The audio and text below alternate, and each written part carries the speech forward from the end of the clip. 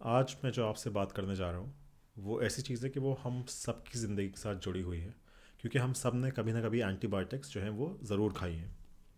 तो दोस्तों, अगर आपके पास 4-5 मिनट हैं तो प्लीज़ इस वीडियो को एंड तक ज़रूर देखें और औरों के साथ शेयर ज़रूर करें, क्योंकि ज़रूरत है अब कि हम लोगों में इस चीज़ की अवेयरनेस को फैला सकें।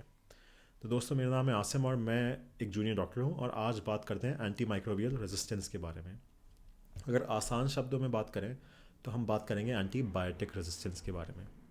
यूजुअली वो एंटीबायोटिक जो कि आपके इन्फेक्शंस को ट्रीट करती है, क्या होगा अगर के आपके जो बैक्टीरियाज़ हैं, जो बग्स हैं जो कि उस इन्फेक्शन को कर रहे हैं, लेकिन वो एंटीबायोटिक उन बग्स के अगेंस्ट या उन बैक्टीरिया के अगेंस्ट काम करना बंद कर दे, तो वो इन्फेक्शन ट्रीट नहीं हो पाएगा।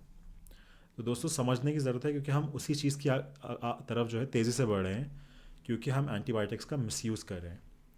एंटी एंटीबायोटिक्स जब भी आपने देखा हो कि डॉक्टर प्रिस्क्राइब करता है तो हमेशा एक स्पेसिफिक डोज और specific for a specific number of days, like 5 days 7 days ऐसे जो है प्रिस्क्राइब की जाती है।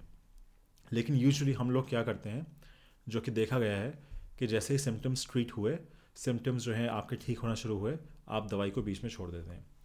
दोस्तों, एंटी माइक्रोबियल रेजिस्टेंस या एंटीबायोटिक रेजिस्टेंस जो है इसी तरह से जो है डेवलप होती है कि आपने जो है, फॉर एग्ज़ाम्पल, आपकी बॉडी में 100 बैक्टीरिया हैं जो कि आपको लंग इन्फेक्शन कर रहे हैं। आपको डॉक्टर ने 5 दिन का कोर्स दिया, आपने 3 दिन दवाई खाई, क्योंकि अब आपका जो है बैक्टीरिया थोड़े थोड़े मरने शुरू हुए, उनकी जो है पॉपुलेशन कम हुई। फॉर एग्ज़ाम्पल, 100 में से 80 बैक्टीरिया मर गए, आपके सिम्टम्स जो हैं काफ़ी हद तक ठीक हो गए, आपने कहा मैं बिल्कुल ठीक महसूस कर रहा हूँ, और आपने दवाई जो है वो छोड़ दी। लेकिन अब वो जो बचे हुए 20 बैक्टीरिया हैं, वो क्या करेंगे कि वो धीरे धीरे उस एंटीबायोटिक को, जो कि वो एंटीबायोटिक जो आप खा रहे थे उसके जो किलिंग इफेक्ट है उसको एस्केप करके और रेजिस्टेंस जो है डेवलप करना शुरू कर देंगे। मतलब कि अगर अगली बार खुदा ना खास्ता आपको उसी तरह से उसी जो है बैक्टीरिया से सेम इन्फेक्शन होता है, और अगर आप सेम एंटीबायोटिक खाते हैं, तो उस एंटीबायोटिक को वो बैक्टीरिया जो है रिस्पॉन्ड नहीं करेंगे और इन्फेक्शन जो है ट्रीट हो सकता है कि नहीं हो पाए। और इन्फेक्शन अगर ट्रीट नहीं हो पाता तो वो सेप्सिस में जो है कन्वर्ट हो सकता है। सेप्सिस मतलब कि एक बहुत ही सीवियर तरह का इन्फेक्शन जो कि आपके खून में फैल गया और उससे मौत तक हो सकती है। तो इसलिए प्लीज़ इस बात को समझिए। और कुछ कॉमन रीजंस जिस वजह से एंटीबायोटिक, देखिए, जो एंटीबायोटिक रेजिस्टेंस है वो ऑल ओवर द वर्ल्ड ये प्रॉब्लम है, और WHO भी इस बात को मानता है। लेकिन कुछ कंट्रीज़ में, और ख़ासतौर से अगर हम इंडिया की बात करें, तो इंडिया में बहुत तेज़ी से एंटीबायोटिक रेजिस्टेंस बढ़ रही है, क्योंकि उसमें काफ़ी हद तक रोल जो है वो हम लोगों का भी है। यूजुअली बहुत कॉमनली मैंने देखा है कि आपको जो है, हम लोग इंडिया में ख़ासतौर से मैंने ये देखा है कि लोगों को पेट में दर्द हुआ, 1 दिन हुआ, 2 दिन हुआ, एक आध बार जो है डायरिया हो गया, तो वो उन्होंने मेट्रोजिल की 2 गोलियां खा ली और फिर छोड़ दी। हालांकि उन्हें ये नहीं पता है कि वो कितना बड़ा ब्लंडर जो है अपनी हेल्थ के साथ कर रहे हैं।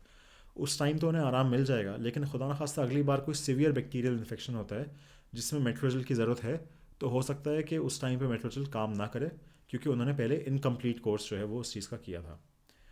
ऐसे ही किसी को, फॉर एग्जांपल, जो है बहुत कॉमनली यूज़ होती है लैंसेट, जो कि एक बहुत ही रेप्यूटेड जो है जर्नल है जिसमें जो है मेडिकल रिसर्चेज जो है पब्लिश होती हैं।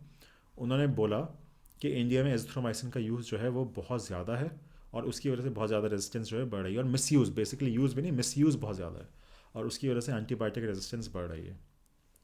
तो दोस्तों, कुछ चीज़ों का ख्याल रखना बहुत ज़रूरी है। फटाफट समराइज़ कर लेते हैं। एंटीबायोटिक रेजिस्टेंस क्या है, कि एंटीबायोटिक जो है जब आपका जो है इन्फेक्शन को ट्रीट ना कर पाए, क्योंकि बैक्टीरिया जो हैं उस एंटीबायोटिक के अगेंस्ट जो है ऐसे डिफेंस मैकेनिज्म्स बना लेते हैं कि वो उन एंटीबायोटिक से, जिनसे वो पहले मर जाते थे, अब नहीं मर पाते। और इससे क्या होता है कि इससे इन्फेक्शंस ट्रीट नहीं हो पाते, और कई बार बहुत सीरियस इन्फेक्शंस जो हैं वो एंटीबायोटिक के लिए रेजिस्टेंट हो जाते हैं, तो उन इन्फेक्शंस को ट्रीट करने का फिर कोई और ज़रिया नहीं बचता। तो इसलिए बहुत ज़रूरी है कि आप एंटीबायोटिक्स जो हैं ख़ासतौर से, और वायरल इन्फेक्शन में देखिए, एंटीवायरल में तो एंटीबायोटिक्स वैसे भी काम नहीं करती।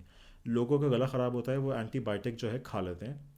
हालांकि एंटीवायरल यूजुअली जो सोर थ्रोट होता है, वो अगर वायरल इन्फेक्शन है तो उसमें एंटीबायोटिक का कोई रोल ही नहीं है, क्योंकि एंटीबायोटिक नाम में ही है कि वो बैक्टीरिया, एंटी बैक्टीरियल है, और आपको इन्फेक्शन हुआ है वायरल।